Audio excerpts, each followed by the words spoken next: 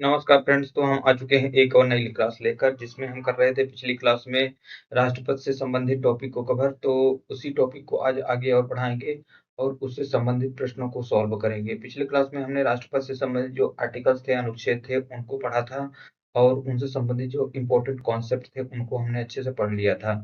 तो उससे संबंधित कुछ प्रश्नों को भी सॉल्व किया था, लेकिन कुछ प्रश्नों को हम आज और भी सॉल्व कर लेंगे जिससे कि क्या होगा, कोई भी क्वेश्चन छूटे ना राष्ट्रपति से संबंधित। तो अगर आपने पिछली क्लास नहीं देखी है तो उसी क्लास को ज़रूर देख लीजिएगा, क्योंकि अगर आप उस क्लास को देख लेते हैं तो आपको सारे आर्टिकल्स भी याद हो जाएँगे और उनसे संबंधित जो भी इम्पोर्टेंट फैक्ट होंगे वो सभी आपको मिल जाएँगे।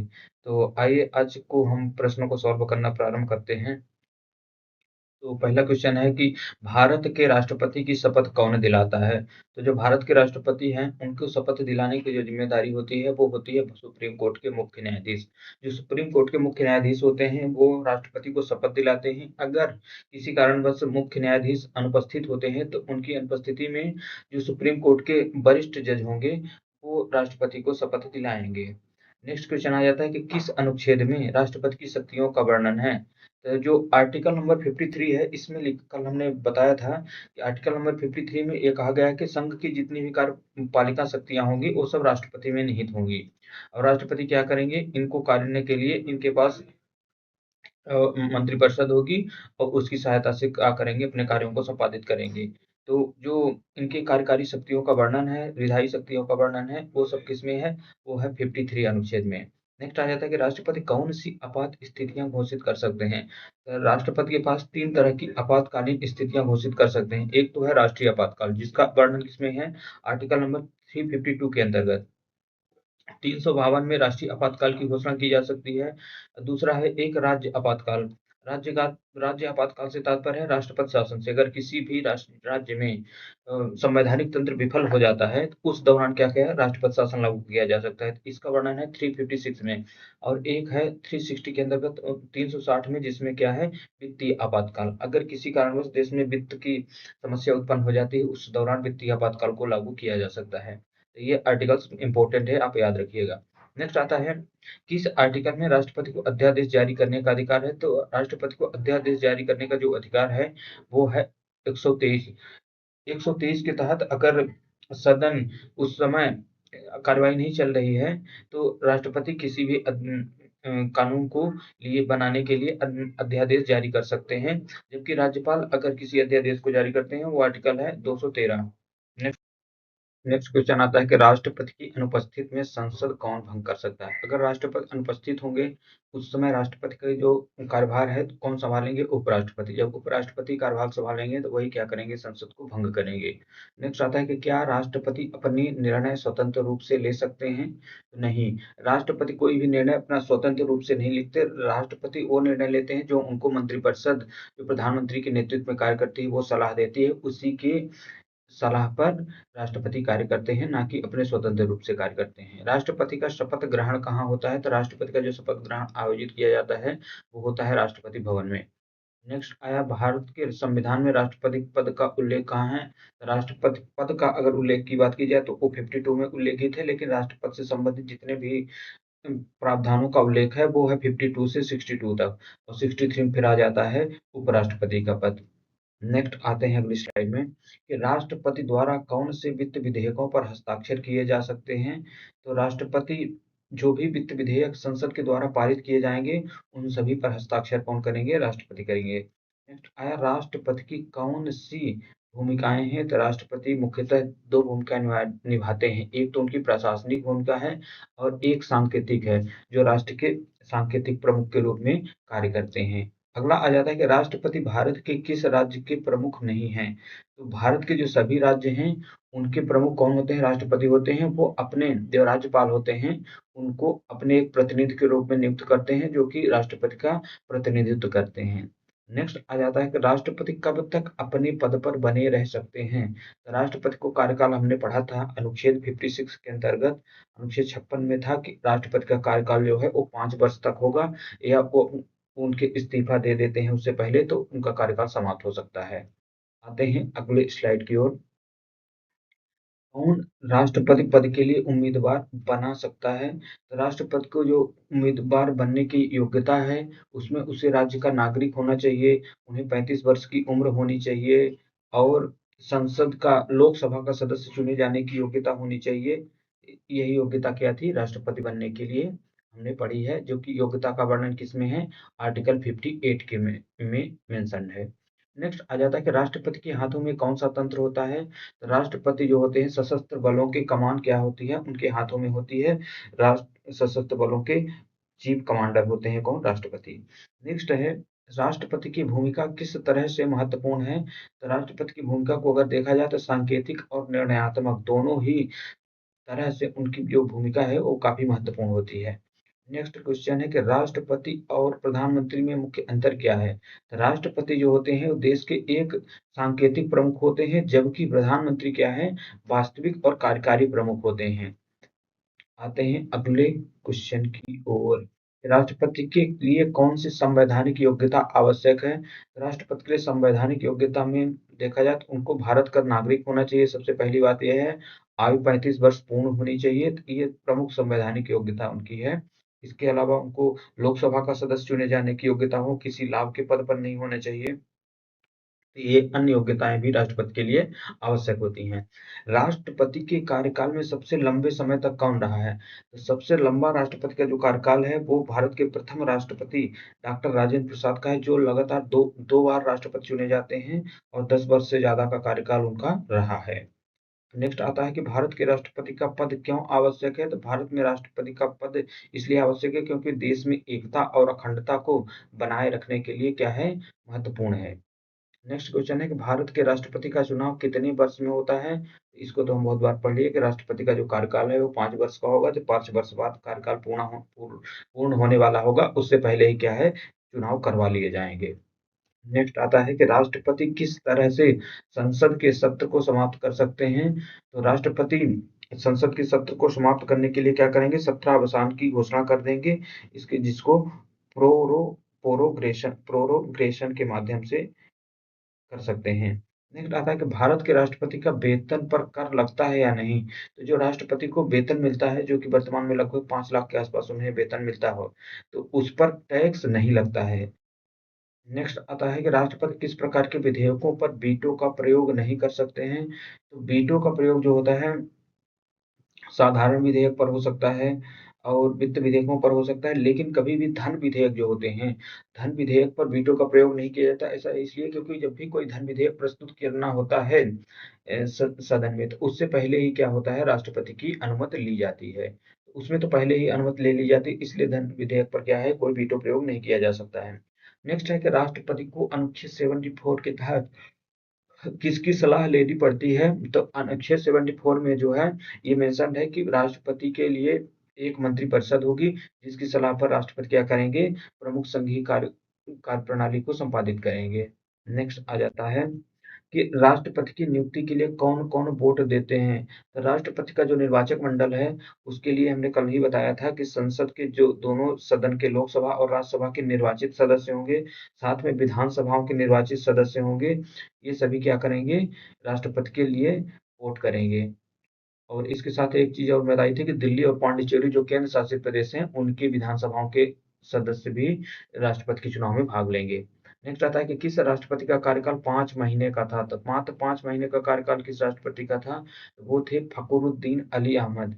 इनकी क्या होती है? 5 महीने में इनकी डेथ हो जाती है, तो इनका कार्यकाल क्या होता है? समाप्त हो जाता है। इन्हीं के समय क्या हुआ था? 1975 के आसपास इनका जो कार्यकाल रहा है, उसी दौरान क्या है? आपातकाल भी लागू किया जाता है देश में। ये भी इम्पोर्टेंट याद रखिएगा कि जो राष्ट्रीय आपातकाल की घोषणा होती है इंदिरा गांधी के जब प्रधानमंत्री होती है तो उसमें राष्ट्रपति कौन थे? तो वो थे फखरुद्दीन अली अहमद। नेक्स्ट आते हैं कि राष्ट्रपति द्वारा कौन सा उच्चतम पुरस्कार दिया गया जाता है? तो राष्ट्रपति के द्वारा जो सर्वोच्च सम्मान किसी भी नागरिक को भारत में दिया जाता है तो वो है भारत रत्न। नेक्स्ट है कि राष्ट्रपति अपनी शक्तियों का प्रयोग किसके सुझाव पर करते हैं? राष्ट्रपति अपनी शक्तियों का जो प्रयोग है, वो मंत्रिपरिषद की सलाह पर करते हैं। ये कहाँ है? अनुच्छेद 74 में मेंशन है। नेक्स्ट आ जाता है कि द्वारा राष्ट्रपति द्वारा कौन-सी शक्तियाँ बिना किसी सुझाव के प्रयोग की जा सकती हैं? तो बिना किसी सुझाव के प्रयोग की जाने वाली कुछ विशेषाधिकार होते हैं राष्ट्रपति के पास भी, जैसे कि क्षमादान करने की शक्ति जो है, ये उनकी स्वविवेक की शक्ति होती है। वो किसी भी मामले में इसके लिए उनको मंत्रिपरिषद की सलाह की आवश्यकता नहीं पड़ेगी। नेक्स्ट आता है कि राष्ट्रपति के अधीन कौन से प्रमुख विभाग आते हैं? तो राष्ट्रपति के अधीन जो प्रमुख विभागों में देखा जाए, चाहे रक्षा विभाग हो, विदेश विभाग हो और वित्त विभाग, ये सभी विभाग जो प्रमुख विभाग है, वो सब राष्ट्रपति के अधीन ही हुआ करते हैं। नेक्स्ट आता है राष्ट्रपति द्वारा संसद का सत्र कब बुलाया जाता है? जब मंत्रिपरिषद ये सलाह देती है राष्ट्रपति को कि अब आप संसद का सत्र आहूत करें, उसी समय राष्ट्रपति के द्वारा एक नोटिस जारी कर दिया जाता है, जबकि जबकि सत्र को बुलाया जाता है। नेक्स्ट आता है कि राष्ट्रपति की सबसे प्रमुख सांकेतिक भूमिका क्या है? सबसे प्रमुख सांकेतिक भूमिका में देखा जाए तो उनका जो देश का राष्ट्र का प्रमुख होना, सांकेतिक प्रमुख होना ही उनका प्रमुख सांकेतिक भूमिका है। नेक्स्ट स्लाइड है कि आपातकाल लागू करने के लिए राष्ट्रपति किसकी सलाह लेते हैं? तो जब भी देश के अंदर कोई आपातकाल लागू करना हो, चाहे राष्ट्रपति शासन लागू करना हो या कि वित्तीय आपातकाल लागू करना हो, सभी कार्य जब करेंगे आपातकाल से संबंधित, तो उनके लिए प्रधानमंत्री के नेतृत्व वाली जो मंत्रिपरिषद होगी, उसकी सलाह के बाद वो कार्य करेंगे। नेक्स्ट आता है राष्ट्रपति का संसद में कौन-सा भाषण होता है? राष्ट्रपति संसद में एक तो उनका संयुक्त सत्र का उद्घाटन भाषण होता है, एक जब किसी नए सत्र का प्रारंभ होता है तब भी वो क्या करते हैं, उद्घाटन भाषण देते हैं। नेक्स्ट आता है कि राष्ट्रपति के पास कौन-सा विशेषाधिकार होता है जो संसद को नहीं होता है? तो राष्ट्रपति का जो विशेषाधिकार है वो क्षमा क्षमा का विशेषाधिकार जो है वो राष्ट्रपति का एक विशेषाधिकार है। नेक्स्ट है, कौन से राष्ट्रपति को मिसाइल मैन कहा जाता है? तो मिसाइल मैन को तो आप जानते ही एपीजे अब्दुल कलाम जी को मिसाइल मैन के नाम से जाना जाता है। नेक्स्ट आता है कि राष्ट्रपति का पद खाली होने पर कितने समय में चुनाव होना चाहिए? अगर किसी कारणवश राष्ट्रपति का पद जो है वो खाली हो जाता है तो 6 महीने के भीतर क्या है, चुनाव करवाने आवश्यक होते हैं। नेक्स्ट आता है राष्ट्रपति को किस अनुच्छेद के अंतर्गत विशेषाधिकार प्राप्त है? तो आर्टिकल नंबर 361 अनुच्छेद 361 जो है वो राष्ट्रपति के विशेषाधिकारों से संबंधित हैं, जिनमें उनको क्या होता है, स्वविवेक के आधार पर निर्णय लेने होते हैं, ना कि उनको मंत्रिपरिषद की सलाह पर।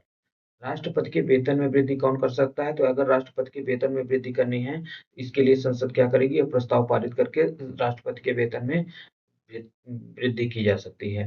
नेक्स्ट आता है राष्ट्रपति संसद को किस प्रकार के संदेश भेज सकते हैं?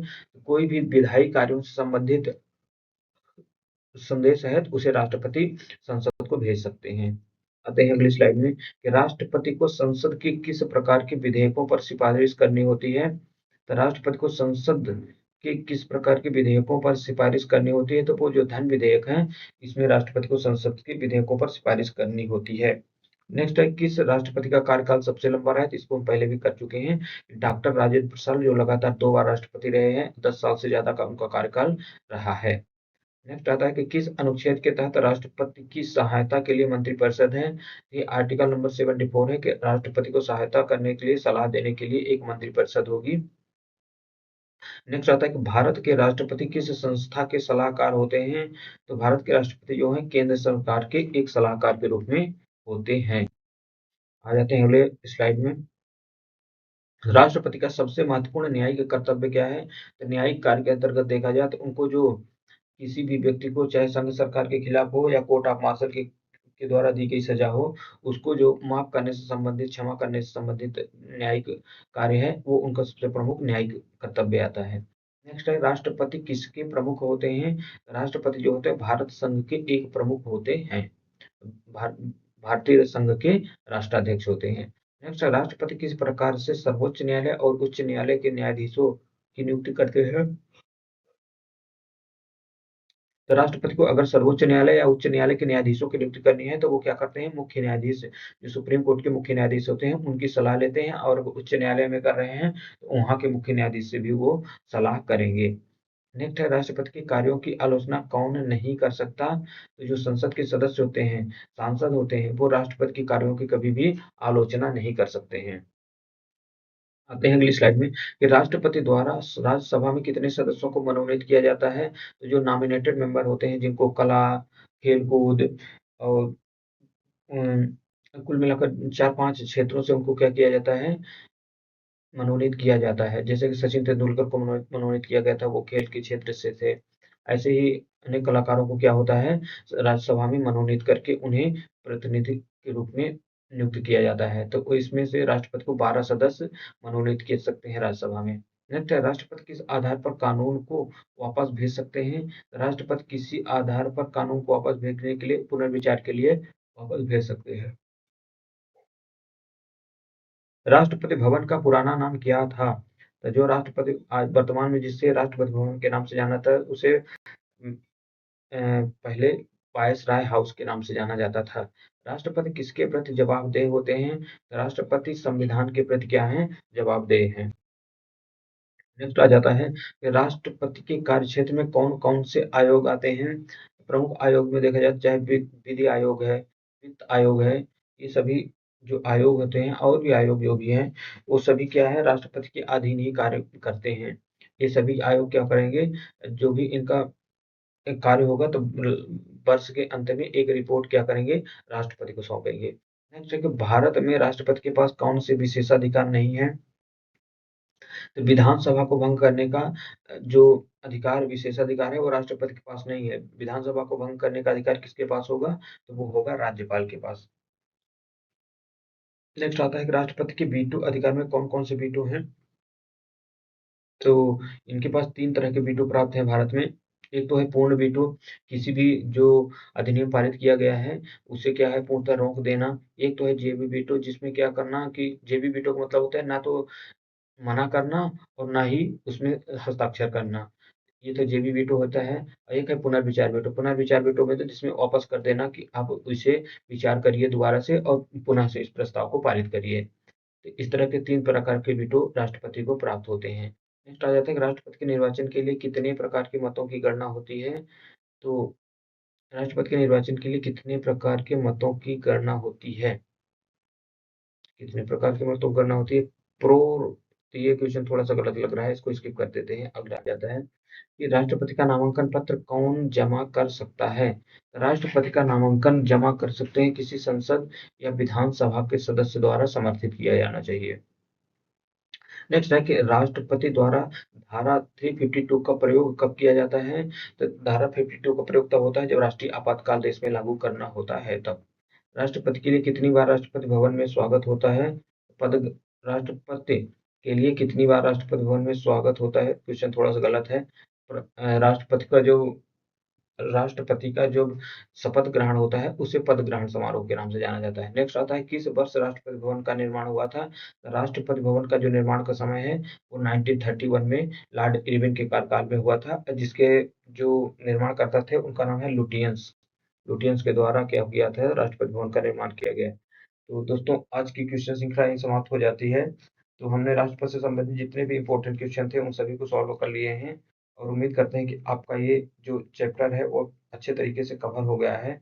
अब कल से हम शुरू करेंगे एक नए चैप्टर को, जो कि है अगला उपराष्ट्रपति, वाइस प्रेसिडेंट से संबंधित टॉपिक होगा, उसे कवर करेंगे। तो तब तक के लिए आप सभी को बहुत-बहुत धन्यवाद।